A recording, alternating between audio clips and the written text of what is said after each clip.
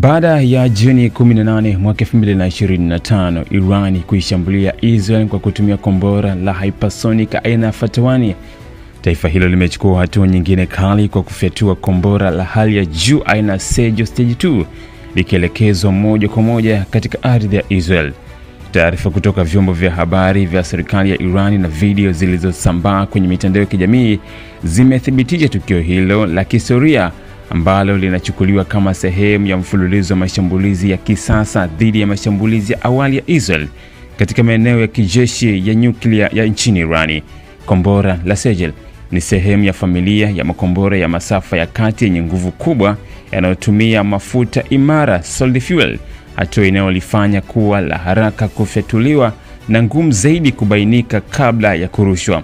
Kombora hili lina hatua mbili, two stage, na lina uwezo wa kufika hadi umbali wa kilomita 2500 likibeba kichwa cha vita chenye uzito wa hadi kilo 700.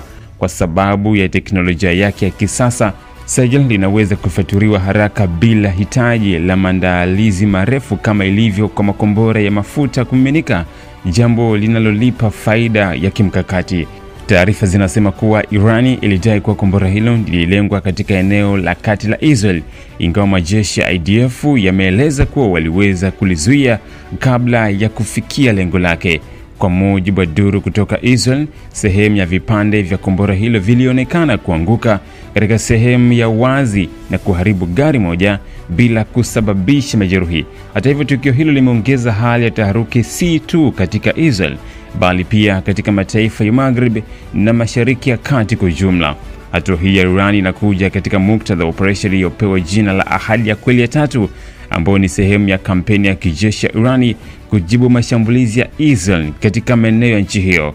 Mashambulizi hayo ya Iran yamejumuisha zaidi ya makombora 300 na ndege zisizo na rubani, na sasa kuongezwa kwa kombora la Sage inaashiria kuwa kuna mwelekeo mpya wa mzozo huu kuingia katika kiwango cha silaha zenye uwezo mkubwa zaidi wa maangamizi. Wachambuzi wa kijeshi wanasema matumizi ya Sage yanaonyesha kwamba Iran sasa iko tayari kutumia hazina yake ya makombora ya hali ya juu kama njia ya kujibu mashinikizo ya kijeshi ama kisiasa kutoka Israel na ushirika wake wa Maghrib. Aidha, uwezo wa kombora hilo kufyatuliwa kutoka ndani kabisa Irani hadi kufika maeneo ndani ya Israel unaleta changamoto kubwa kwa mifumo ya ulinzi ya Israel kama vile Iron Dome na David Sling. Katika hatua nyingine, kiongozi mkuu wa Iran Ayatollah Ali Khamenei kupitia ujumbe wake wa televisheni ya taifa alisisitiza kuwa mashambulizi hayo ni haki ya kujilinda na kwamba Iran haitakubali tena kuchokozwa bila kujibu kwa nguvu. Aidha, alionya kuwa iwapo Israel itaendelea na mashambulizi dhidi ya ardhi ya Iran, basi majibu makubwa zaidi yako njiani. Kwa sasa jamii ya kimataifa ikiwemo Umoja wa Mataifa na mataifa yenye ushawishi kama Urusi, China na Marekani imeanza kutoa wito wa kupunguza mivutano.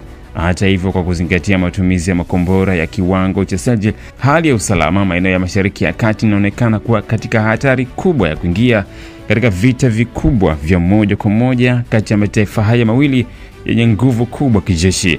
Matumizi ya kombora la Sage katika mashambulizi ya Iran dhidi ya Israel si tu yanaongeza mvutano wa sasa, bali pia yanafungua ukurasa mpya wa mashindano ya teknolojia ya makombora na matumizi ya silaha za hali ya juu katika mzozo wa Mashariki ya Kati.